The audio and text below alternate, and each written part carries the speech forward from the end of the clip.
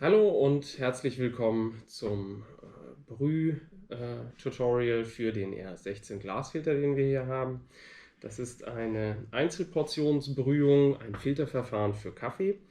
Es ist etwas anders als andere Verfahren und darauf wollen wir jetzt ein bisschen hinweisen und uns mal anschauen, wie das genau funktioniert. Deswegen zeige ich hier gerne einmal diesen Filterumsatz hier unten drin. Ja? Relativ groß geöffnet. Bedeutet für uns, wir brauchen einen sehr, sehr groben Mahlgrad. Wie der genau ausschaut, zeige ich gleich anhand des Kaffees, den wir hier schon mal abgewogen haben auf 16 Gramm. 16 Gramm auch zusammen mit 180 Milliliter Wasser.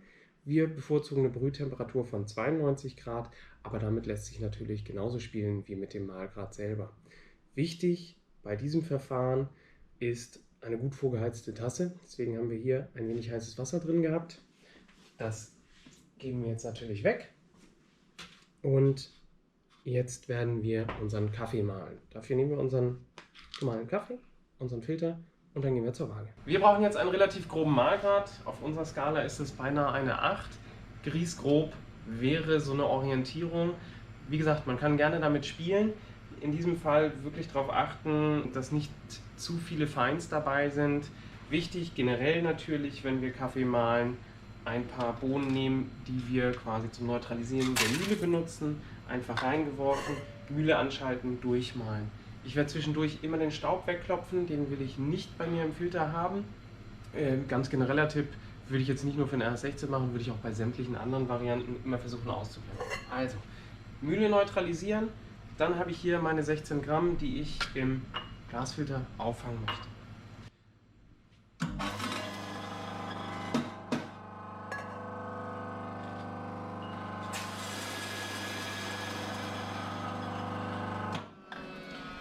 Jetzt kann man hier gerne mal reinschauen.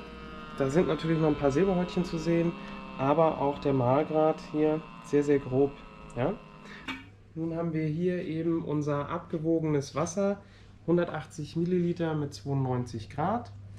Und wie bei anderen Filterverfahren gehe ich jetzt eben auch ins Brühen rein und nutze die Präinfusion. Das heißt, ich gebe eine kleine Menge Wasser drauf, um den Kaffee quellen zu lassen. Das letzte CO2 löst sich. Das Ganze lasse ich jetzt für 15 Sekunden stehen und dann werde ich mit dem Gießen eben weitermachen. Das heißt, über eine Intervallbrühung gebe ich jetzt sukzessive das Wasser dazu und daraus ergibt sich dann eben unsere Brühdauer. Die kann auch je nach Kaffee, Röstgrad raufgehen bis zu 4,5 Minuten. Überhaupt kein Problem. Bei bestimmten Kaffees tatsächlich auch mal länger. Ja? Wunderbare Möglichkeit, um Kaffees verkosten zu können.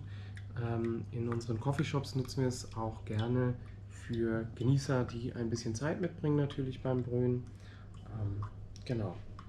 Wie man jetzt sieht, sinkt etwas von dem Kaffeemehl zu Boden. Es verändert dadurch natürlich auch den Laufwiderstand. Kennen wir relativ gut. Das heißt am Anfang eine relativ hohe Laufgeschwindigkeit. Zum Ende hin wird sie dann ein bisschen langsamer. Und jetzt gebe ich eben noch eine weitere Portion rein und man wird sehen, dass sich das Kaffeemehl im Filter selber noch ein bisschen verändert. Das Bett verändert sich und der Kaffee läuft dann weiter durch. So, jetzt geben wir die letzte Menge an Wasser, die wir noch über haben, dazu. Ja, Kanne ist leer, unsere Portion ist durch. Und jetzt warten wir einfach darauf, dass der Kaffee durchläuft und damit unser Filterkaffee zu Ende zubereitet ist.